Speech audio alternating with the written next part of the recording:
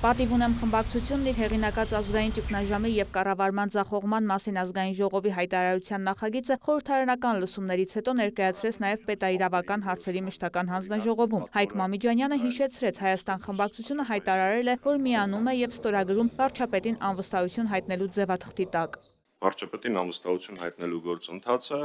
փաստաթղթային տրամաբանության մեջ մուտք է արվելու ազգային ժողով, երբ 54 պատգամավորի ստորագրություն լինի դրան, այսինքն երաշխավորված հաջողության պարագայում, այլ կերպ ասած, երբ օրինակ դուք Տիկին Դավոյան եւ եւս 17-18 ձեր գործընկերներ քաղաքացիական պայմանագրից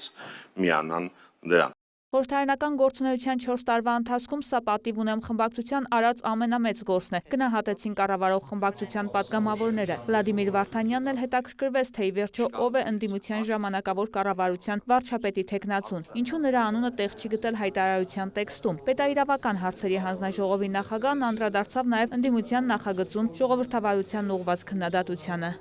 Իրար հետ ընդամենը օրեր առաջ ենք վերադարձել Ստրասբուրգից։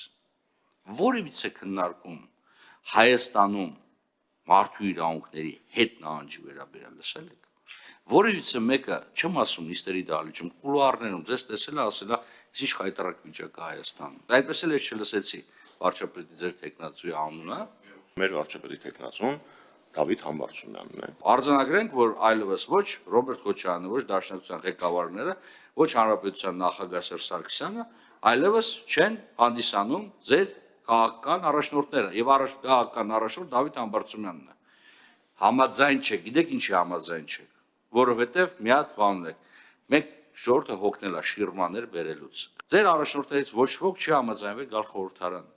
Դա շատ վատ է։ 2021 ընտրություններին պատիվ ունեմը ստացել է 66,000, քաղաքացիական պայմանագիրը 688,000 ձայն։ Համեմատեց հարակից զեկուցող Արուսյակ Ջուլհակյանը, հակադարձելով հեղինակի հայտարարությանը, թե ժողովուրդը կմիանա իրենց նախաձեռնությանը։ Դիմեք ժողովրդին, իշխանությունը պատկանում է ժողովրդին։ Մենք իշխանությունը ոչ ժողովրդից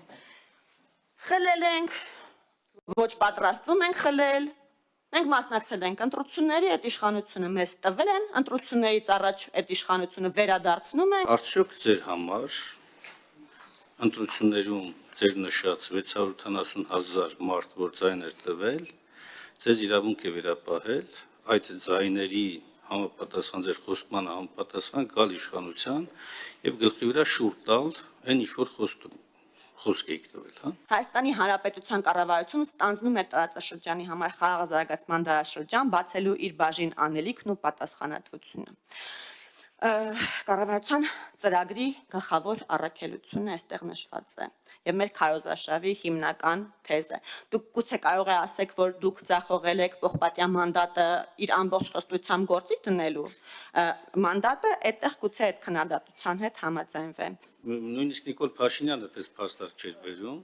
որ դուք հենց հիմա այս վերջին ձեր խոսքով ասեցիք, որ դուք կատարում եք կառավարության ծրագիրը։ Փաստորեն է, որ 21 թվականին ձեզ ասել են, որ մենք դիգանք դեօկուպացիայի անենք Շուշին, Հադրութը, որ Արցախի հարցը առանց ձեր մասնակցության չի կարող, ԵԱՀԿ Մինսկի շրջանակներում միակ լուծման տարբերակն է միջազգային ձևաչափով եւ այլն, այդ բոլորը երազում ենք մենք տեսել։ Փաստորեն կառավարությունը դա եկել ու իրականացրել է, սա եք ասում։ Եթե 20 թվականի պատերազմը սանձազերծվել է արկածախնդրության հետևանքով, ապա 14 թվականի էսկալացիան ինչի հետևանք էր, 2016 թվականի ապրիլյան պատերազմի ինչի հետևանք էր, արդյոք արկածախնդրության եք դուք գնացել, մի դեպքում դուք ասում եք, որ դա պարզապես չար Ադրբեջաններ հարձակվեց, իսկ մյուս դեպքում այն է, որ դա մեր արկածախնդրության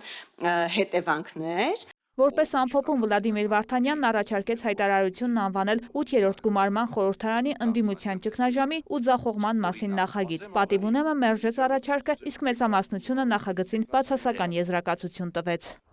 Վարդուհի Արզումանյան, լուրեր։